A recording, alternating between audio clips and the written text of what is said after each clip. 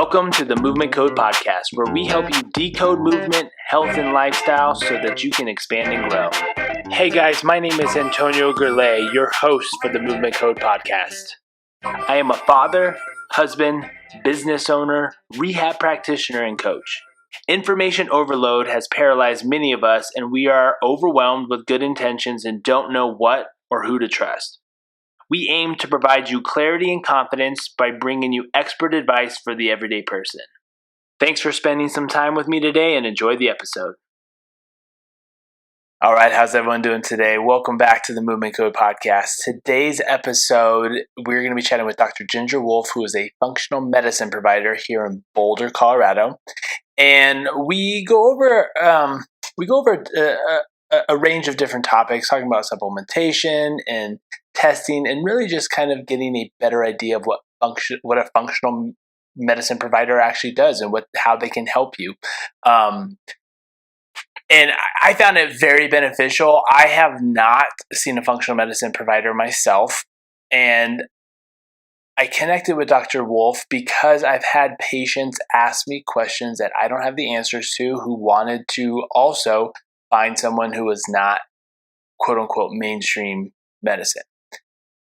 And so we dive into that and we kind of break down what that means and what that is, because a lot of people are asking different questions, and we dive into some of the potential reasons as to why we think we're seeing certain chronic issues coming up. So if you like nerding out a little bit more about the granular stuff, talking about supplementation, maybe some of the theories as to why we're seeing autoimmune disorders, etc., I think this will be very beneficial for you guys.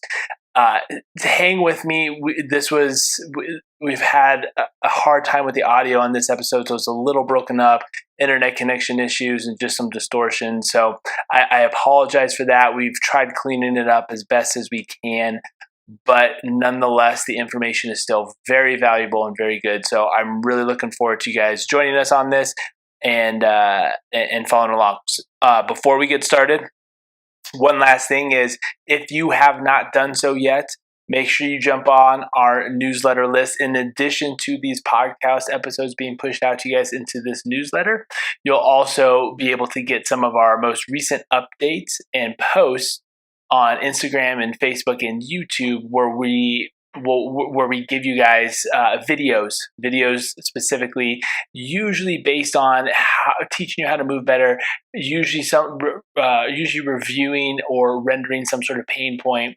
So that is the best way to stay up to date with some of the content we're putting out. And as always, if you subscribe to YouTube, you'll get those pushed. If you're on Instagram, turn on your notifications. You see those posts coming up. So we really appreciate you guys doing that, and enjoy the episode. All right, great. All right, so I wanted to introduce the Movement Code Podcast, Dr. Ginger Wolfe of Wolfe Functional Medicine here in Boulder, Colorado. Hello, Antonio. Of Thank course. you for having me. So as I should have asked prior, do you normally just go by Dr. Wolfe? I tell my patients you can call me whatever you want. Okay, perfect. Nice. So as Dr. Wolfe and I were chatting with beforehand, we have not formally met each other yet. It's been more through the power of social media, on Facebook recommendations, etc. But Dr. Wolfe, as we introduced, is a functional medicine provider here in Colorado, and being in Colorado, I think a lot of people are asking questions about functional medicine, wanting different answers they're asking different questions about different health concerns or health topics. And Dr. Ginger Wolfe has so far been my go-to for referrals. So I'm looking forward to asking her more questions, because I myself do not really know anything about this area of expertise. As most of you know, Nichelle and I, we focus on more of a movement-based approach, much more rehab-based, while nutrition is definitely a strong component of that. That's about the extent of my knowledge and expertise and capability. So I'm really looking forward to asking some of these questions. So we're just going to kick it right off with, what is functional medicine? That's the question I get all the time, and I really struggle with how to keep that answer short.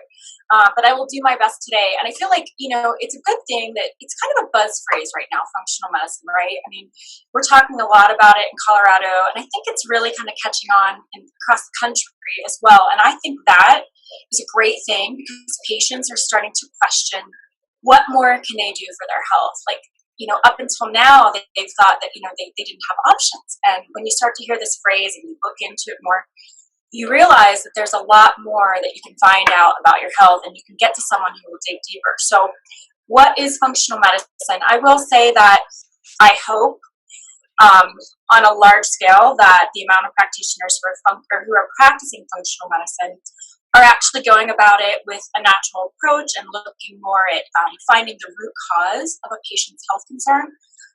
In my practice, I like to explain it as full spectrum integrative internal medicine. So what I mean by that is that full spectrum, we are going to white glove everything, dig very deep, do a very comprehensive health history, look at everything we can possibly look at to sort of tie the pieces together, put the puzzle together as to what's going on with your particular health concern. Integrative, I mean, I'm looking at, sometimes we have to bring in the other side. Sometimes we do have to bring in mainstream medicine. We primarily work from a natural health perspective. So we're looking at natural supplements and things we can do to help turn your health around naturally. But occasionally we do have to cross over to that other side when it's necessary. And there are times where it is necessary. So in that case, I will bring in my nurse practitioner, and sometimes we have to do IVs. Sometimes we have to get a prescription of some sort, but that's rare. But when we need it, we use it because we're looking at everything we can possibly do to get this patient better.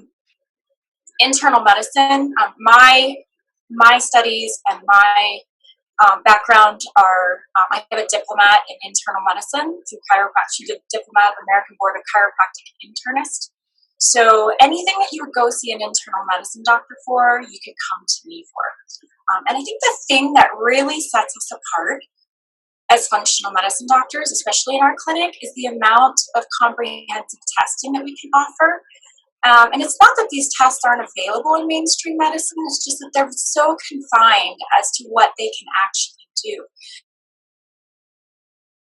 So we don't have to work within that box. We can look outside that box and, like I said, dig deeper, run the tests that we need to run. So often I get blood work in from other doctors who are mainstream, and it's really not, in my opinion, it's not complete enough. There's so much more that you can look at, even in blood work, the most simple test you can get, that's just overlooked and not even looked into. So that's something that really sets us apart as functional medicine doctors. And lastly, I pride myself on this. I had a teacher who said, good doctors know what to do, but great doctors know why.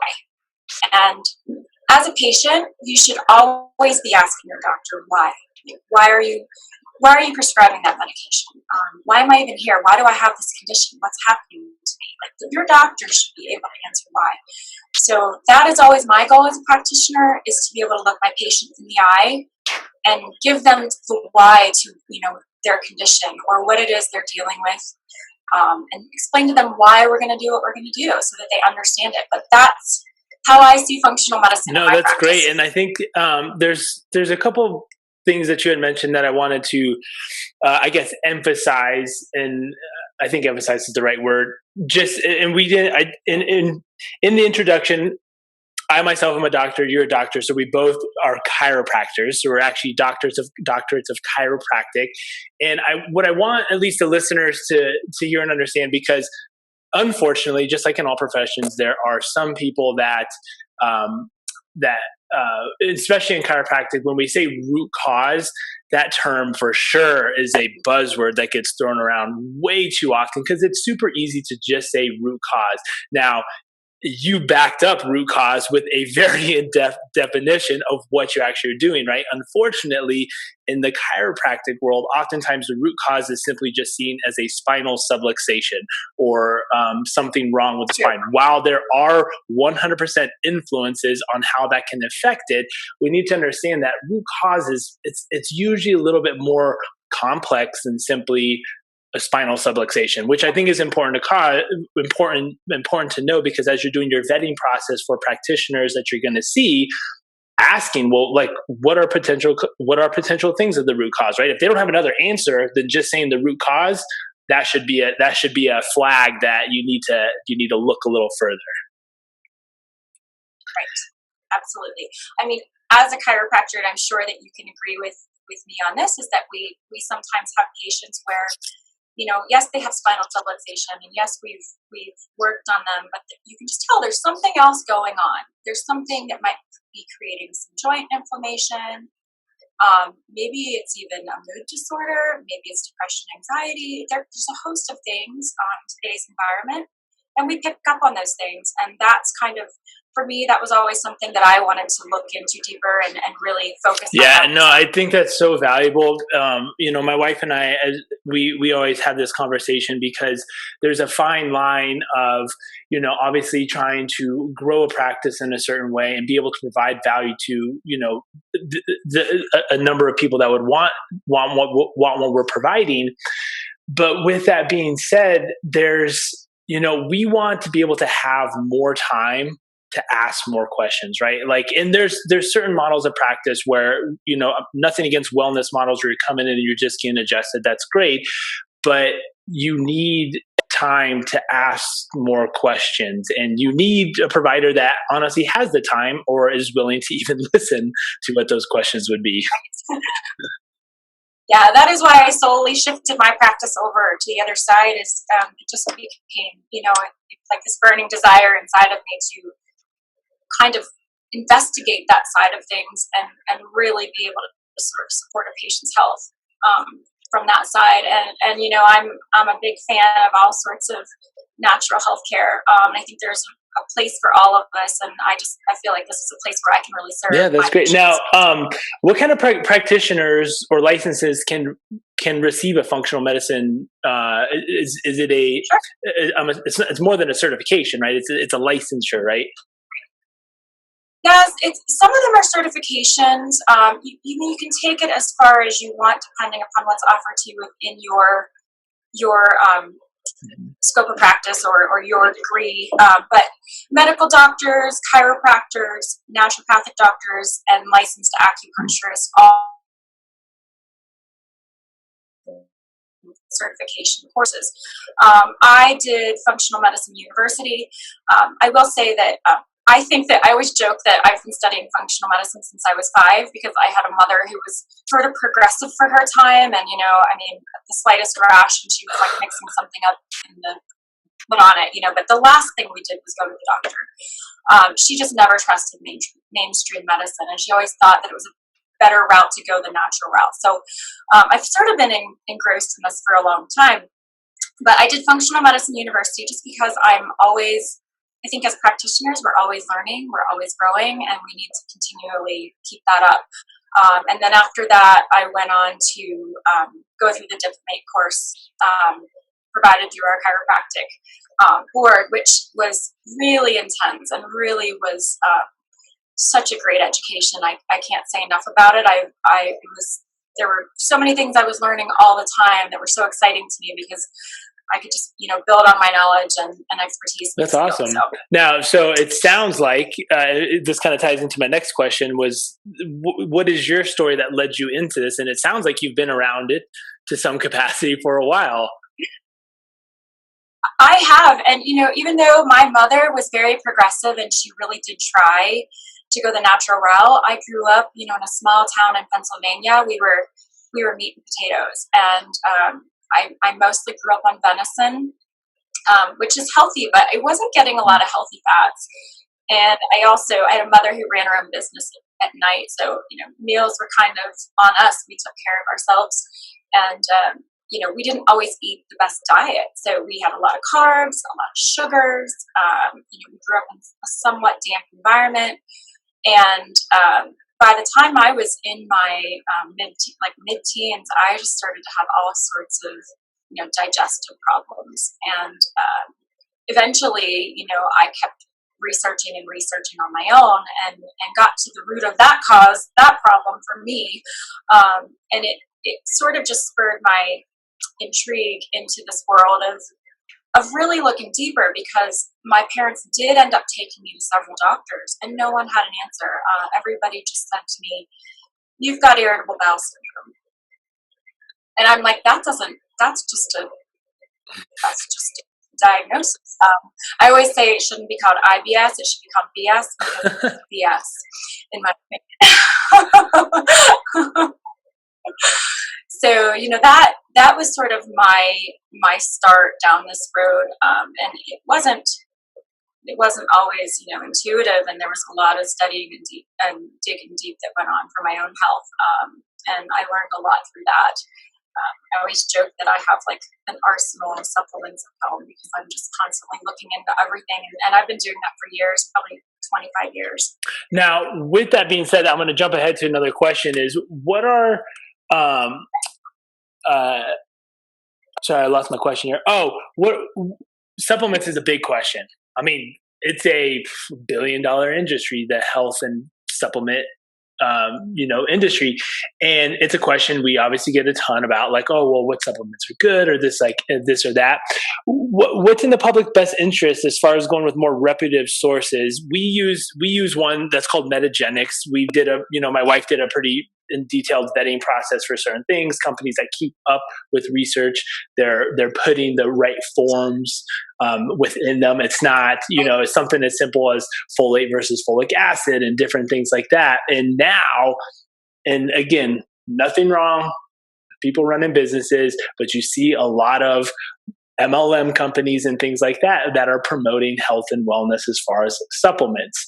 So what should listeners and general public be thinking about when trying to find supplements? Obviously, getting the right supplement based on symptoms and different things like that. But aside from that, more of the vetting process of which products to use.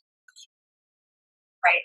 Well, I think buying from reputable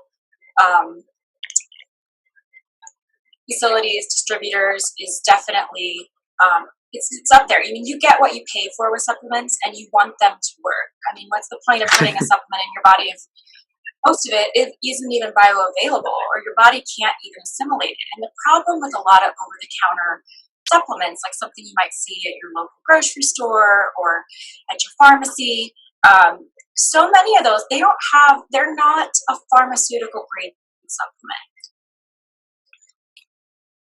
So there are several fillers, binders, dyes, in addition to whatever the supplement is. Let's just say you're going to buy like a 5,000 milligram vitamin C.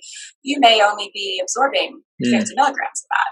Whereas if you're going with a pharmaceutical grade supplement, those companies are held to a certain standard, and they have to be 99% pure.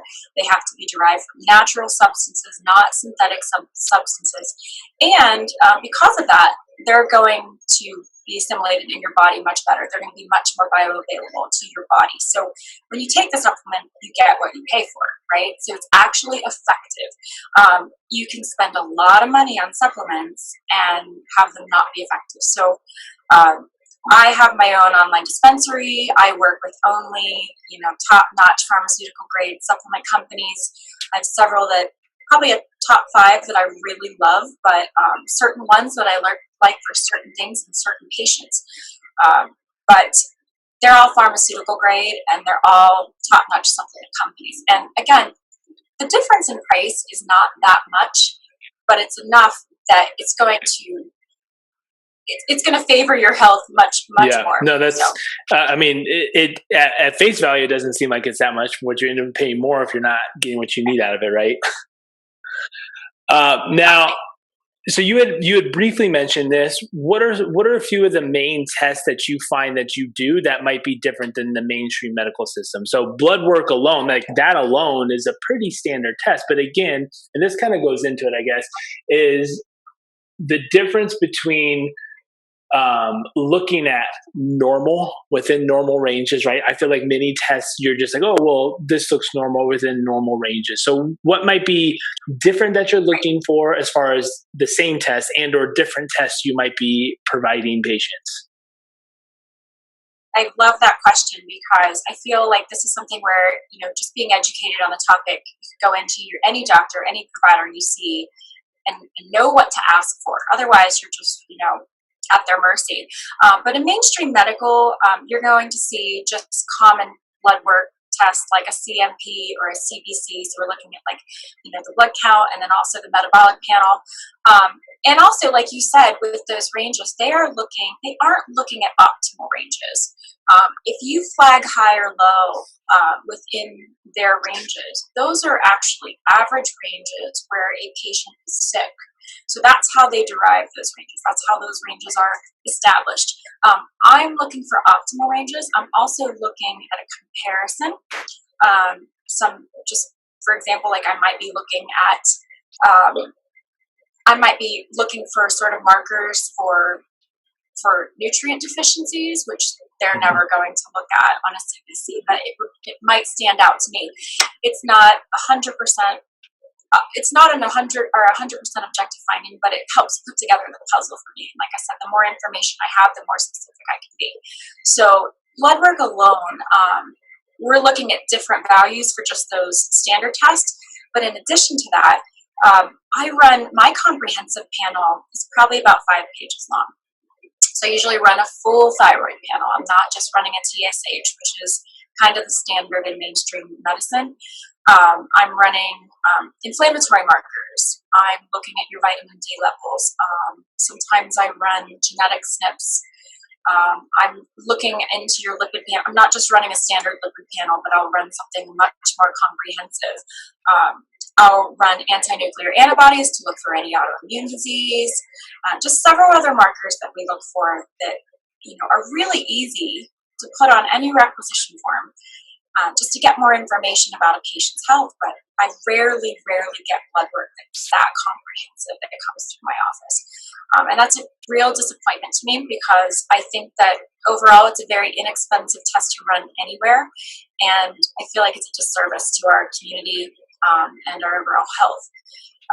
Outside of blood work, we also run much more comprehensive tests such as PCR stool testing. We will sometimes run heavy metal testing, mycotoxin testing, neurotransmitter testing. My hormone tests are all either saliva or urine. They're not serum because serum is just not specific enough, specifically in female. Sometimes I'll run it on men, but rarely. So, we're trying to give you the best possible healthcare that we can give you and get the most specific answers that we can get so that we can give you the best healthcare. I personally feel that I am in somewhat of the healthiest form that I have been in for a while. Just, for a number of different reasons.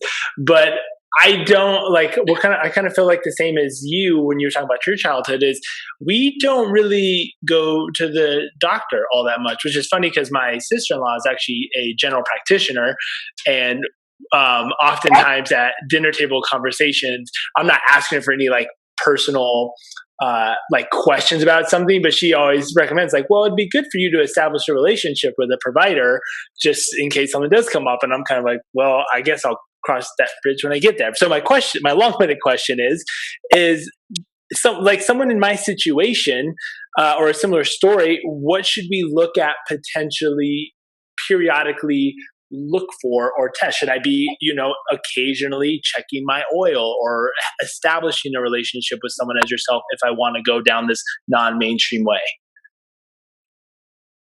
So with someone who's otherwise appears healthy and generally lives a healthy lifestyle, if you've never gone through this process before, I would say initially, yes, let's run that full comprehensive blood panel. Let's just make sure we're not missing anything. Let's just look at every aspect that we can look at to make sure that nothing's getting overlooked and we can address any potential health problems that might be silent right now. The other tests that I really would encourage most people to do is a stool test. And a stool test in our office is much different than what you get in mainstream medicine. It's so much more comprehensive. One, it's a PCR test, so it's much more specific than a bacterial culture. Sometimes I do get PCR that rolled through my office from a hospital, but it's still not as comprehensive. Sorry to interrupt. What's a PCR test? Polymerase chain reaction. So it's kind of like a DNA type test. The test that they run for COVID right now is PCR. I always joke with patients, it's like if you watch like CSI, and you see them take the DNA and put it on top of the DNA, and then we've got a map. So it's just very, very specific. And it picks up active infection very, very easily. So we're not getting, with bacterial culture, what would happen is you might be having a bacteria or some pathogen growing in you, but when you take the culture and you try to grow it out on a plate, it doesn't grow, right? So that's not as specific as a PCR test.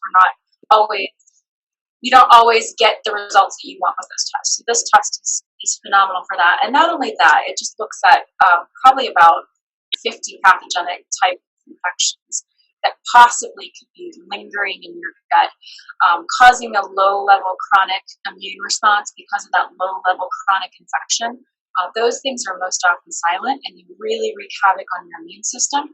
So, if you appear otherwise healthy, it's a good test to have because you'd like to know if there's any potential, problem kind of growing in there or hanging out in there.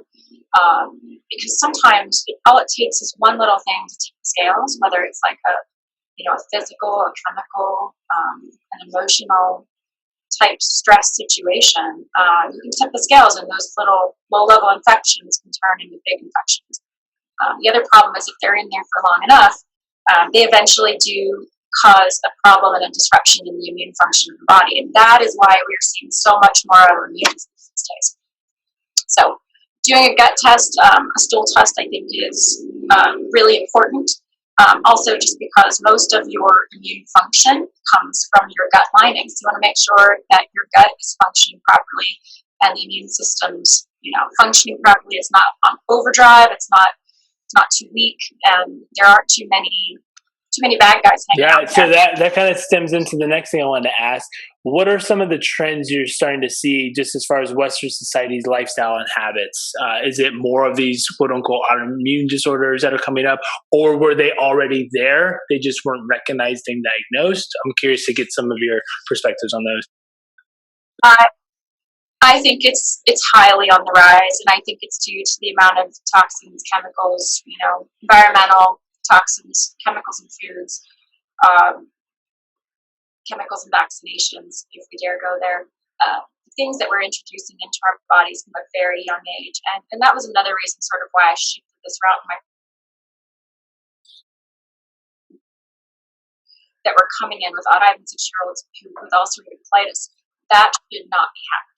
So, yes, I will say autoimmune thyroid disease is very, very prevalent right now. Lots of food sensitivities, not just gluten, not just dairy, but a lot of different food sensitivities. You can have a food sensitivity to a healthy food just because of a disruption in the immune system. If you have a hyperactive immune system, it's going on long enough. If it's always on overdrive, eventually it's going to short circuit and it's going to start attacking things that it shouldn't. So it's always good to check into that on a regular basis to make sure that immune system is functioning in a healthy manner. Yeah, I think that's what's so interesting is like you hear these, these stories or individuals say like, oh, I have a food sensitivity to, just pick like a random food. I was like, that seems very just random. Yeah, like blueberries, right? Or God forbid kale and clover, but it can happen, and it generally happen with foods that you eat often. I see avocados a lot because people, we know that eating healthy fats is good for us. So some people get carried away and eat like 3 avocados a day every day. Well, typically the things that you eat on a regular basis are sometimes the things that your immune system, it's a little wonky. It starts to react to those foods. And really all of food sensitivity is a low level autoimmune reaction. So you have to look at it just because it doesn't have an autoimmune condition, disease name doesn't mean that it isn't sort of an autoimmune issue with your health, because those small little autoimmune issues turn into large autoimmune issues. Yeah, that's interesting. Now I'm curious just to see, and I think it obviously be just like any question, it depends, person dependent, etc. But what do you recommend as, let's say, as like kind of a, generalish guideline for not a specific diet, but dietary recommendations, right? I know some people are maybe a little bit more prone to, a keto-ish base type of diet might be best for all, or, that's starting to get a name on it, paleo. We know well-balanced whole foods, etc. But do you find or lean towards people needing more fats than maybe they're already getting, or whatever that might be? I typically don't 100% jump into any particular branded diet. My dietary plans are sort of patient dependent and depending, and whatever sort of their treatment calls for. But I will say, on a more general basis, yes, I think we get way too much sugar. I mean, insulin resistance is really the main cause for cardiovascular disease right now. So anything that turns to sugar, I mean, as a society, we just eat too much sugar. So, lean meats, fruits and vegetables, healthy fats, healthy proteins, nuts, seeds, things like that. And look at balance, having some balance. I'm not, sometimes I have to have patients on a very strict diet, but my goal is not to have you on a super, super strict diet your entire life, because let's be real, we all want to live life, and some things are good for the soul, they may not be good for our body. So, I am a big fan of eating healthy fats. I think it's really great for our metabolism, for our brains, for our hormones. I don't think we get enough healthy fats, because for so long we were told that fat is bad. Fat is bad, and not all fats are bad. Healthy fats are really good for you. Yeah, no, definitely agree on that end. Now, I do find it interesting how deficiencies can create such a wide range of symptoms in people, and more importantly, how certain deficiencies, and we're just using this as an example, like magnesium is very important for improving absorption and conversion of other things, etc. What are some of the more common deficiencies you see, and how many of these are preventable by actually jumping off the dietary question, right, through a balanced diet? So, like you mentioned, magnesium is probably the number one deficiency, and most people don't even know it. But I would say most of us are magnesium deficient. Other deficiencies that I see all the time, I see, your methyl B vitamins. That's really, really important for, several processes in your body, for decreasing inflammation, for improving liver detoxification, for mood, just so many things that are tied back to vitamins. So so that's another deficiency I see all the time. And that deficiency can also lead to anemia. So, over time it can lead to cumulative toxicity. That deficiency can really lead to cumulative toxicity and anemia. So that's another thing that we see quite a bit here. Vitamin D is always one, that people are talking about and looking into. I do agree with vitamin D supplementation when it's needed. If it's summer, I usually try to get the patient to get it in a more natural route. The reason being is I will have patients come in and, they're taking like 5,000 IUs of vitamin D every day for like the last year. And vitamin D is a fat-soluble vitamin, so it can become toxic and it can create toxicity in the body. The other thing that can happen is it works kind of like a hormone. So if you continue to take it, when you stop taking it, your body won't want to produce it. Now, so you don't want to, use vitamin D as a crutch consistently, maybe just a short crutch in the winter if you aren't getting enough sun and you're deficient. Those are the main ones that I see. Sometimes, unfortunately, I don't think it's possible to sometimes get as much as you need through your diet. And that can depend on a number of different factors. If you have a genetic SNP for MTHFR, you're probably not going to get enough methylcobalamin, methyl B12, and methylfolate just from diet. So, especially, if you're in in your 30s and on up, because at that point you just have had so much cumulative stress to the system that you need to supplement it in order to make sure that you're functioning. Yeah, no, and it's I should have had my wife on here to piggyback some of these questions, because this is definitely way more of her world.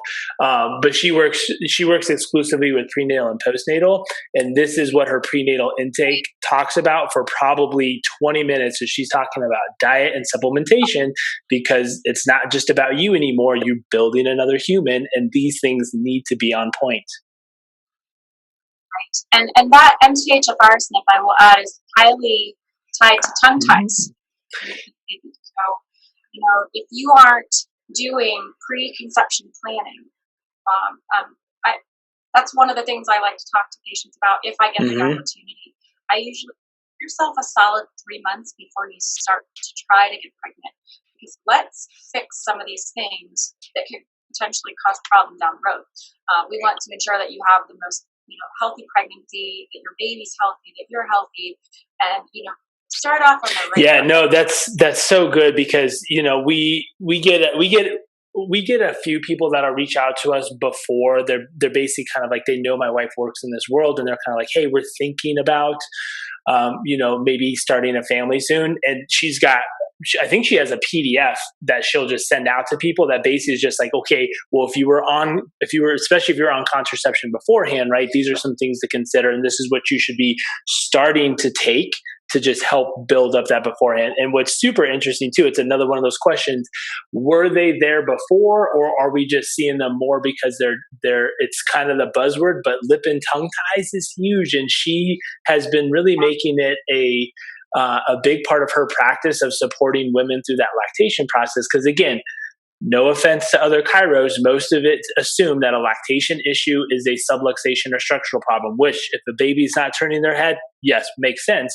But you have to assess the suckle. You have to look at an evaluation for those tether oral ties. Right. And I think that, these conditions are exponential right now, and I do think they're on the rise. I started practicing 20 years ago, and I wasn't seeing either objectively or just hearing from patients subjectively about these things.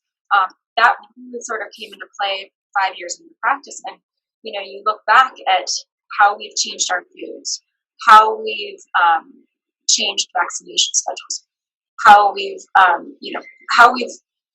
farmed in this country, the amount of chemicals, the cross-contamination in all of the farming in the United States, the amount of glyphosate in all of our foods. Those things are all being introduced to us at a very young age.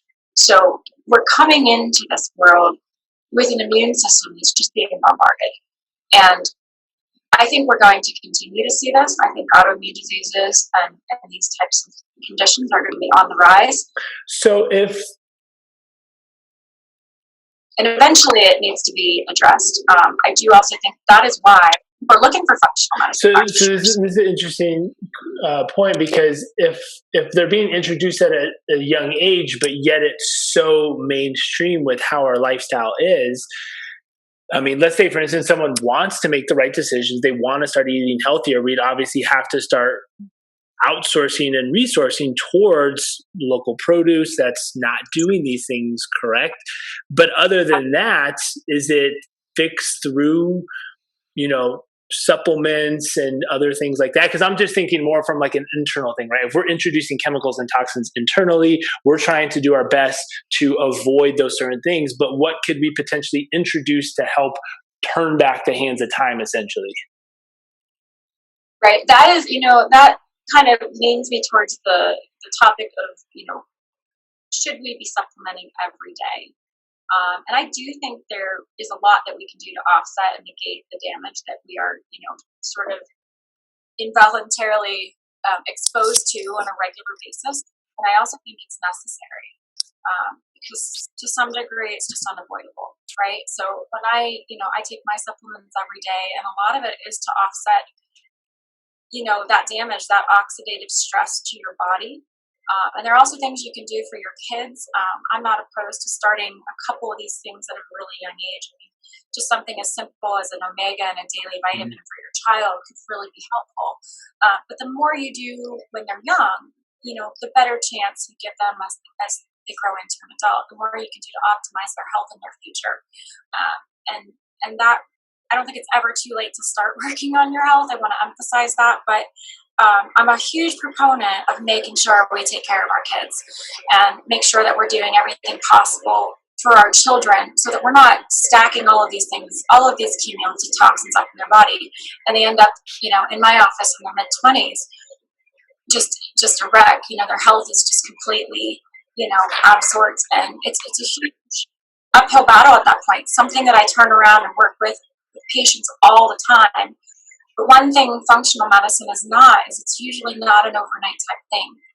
This isn't, I'm going to give you a pill and you're going to feel better tomorrow. That's not how it works. I'll give you the tools and the skills that you need to turn your own health around, and I'll be here to hold your hand. But it's work. Yeah, and that's the big takeaway is that we always tell this to people too, right? Like I'm not fixing you. When I see people for my low back program, whether that be local or remote, which remote even emphasizes that just like most of what you do, right? It can be telehealth, it can be remote, which I think is very fascinating and very powerful, because I don't want people to use us as a crutch towards them either not getting the results or the results that they need, right? It should be fairly self-sufficient, and we just want to be that guide to help open up possibilities and doors or opportunities, if you will. So we're talking very granular, right? What do you do for your own fitness and health? What's kind of your routine or your lifestyle right now, being a small business owner, et cetera? As I've been doing this now, this is my 20th year in business, and I've really started to lean towards making sure that I have a very balanced lifestyle. So balance between work and home, relationships. I'm kind of an adrenaline junkie when it comes to exercise, and so I have to make sure I take care of myself because of that. But I do love, I love running. I love cycling. I have done some extreme racing. I've done one Ironman. I'm probably not going to do one again. The work that you have to do on yourself afterwards, because I know what my optimum health is, and I know that I wasn't after that. So, but I enjoy racing. I enjoy the fun of racing. So, obviously this year I'm not going to be racing at all, but I think I'm going to stick to half marathons and anything less than that in the future. And getting proper sleep, I think, is so important. Making sure you have fun, making sure that you have gratitude for what you do have, and you aren't focusing on all the things that you don't have. Those are the big things for me. Obviously, I supplement and I try to eat well. I do eat meat, but I stick to non-inflammatory meats for the most part, and splurge on a steak every now and then too.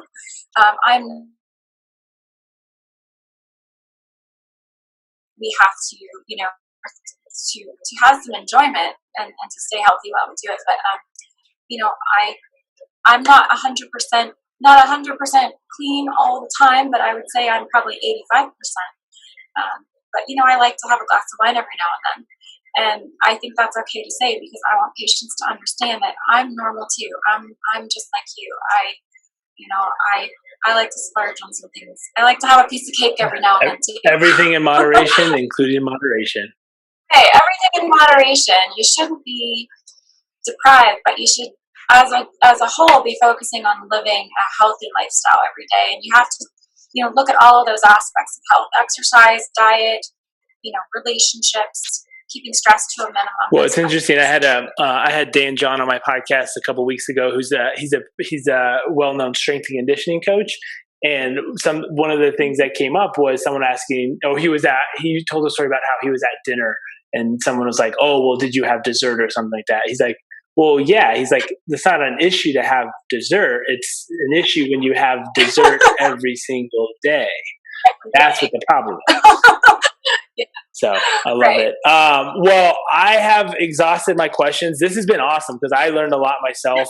And I'm super, more so from just a local perspective, excited to learn more about what you do and being able to use you as a resource for my patients and my clients, et cetera. But is there anything else you want to add before we kind of wrap up? I will Yeah, add please. quickly because I think it's one of the questions I get all the time is, well, what do you take every day? And I think I'd just like to put that out there because I do think it is helpful. One of the things I take every day is glutathione, and I think it's because this is coming up with deficiencies again. But I don't think that I think we're deficient in glutathione, which is our body's most potent antioxidant, and we're constantly exposed to things that are causing an oxidative response in our body. So, by taking glutathione, we can help negate that. I also take a mitochondrial supplement, anything that's going to improve, cellular processes in the body. Improve energy and just allow our body the energy to heal if it needs to heal, because our immune system is constantly being triggered. I also take my methyl B vitamins because I do have an MTHFR SNP, so those are really important for me. I take an omega, and when I need to, I take a vitamin D. So occasionally I'll throw in a multivitamin, but those are the supplements that I take on a regular basis. Aside from that, I eat a lot of dark leafy greens, and I stick to, like I said, mostly lean meats, fruits, and vegetables. Awesome. I love that. That's a good list to be able to put up, and I'll put that in the show notes as well. One thing I did forget to ask you, which I usually ask at the beginning, I apologize. How can people connect with you? What's the best way to learn more about you, what you do, your practice, or just connect? Thank you so much. You can reach us online at www.drgingerwolfe.com. That's wolf with an E. Or you can call us at 303-447-2225. We have an online schedule as well, so some people like to call, some people like to schedule online. And we always offer free 15-minute functional medicine consults. So if it's something you've been thinking about or you just want to know more about and know how it can pertain to your particular health situation, that's a great way to come in. We can do it virtually. We can see you in the office, get to know you, and I can explain what I can do to help you. And also, I'd be more than happy to help you, Doc.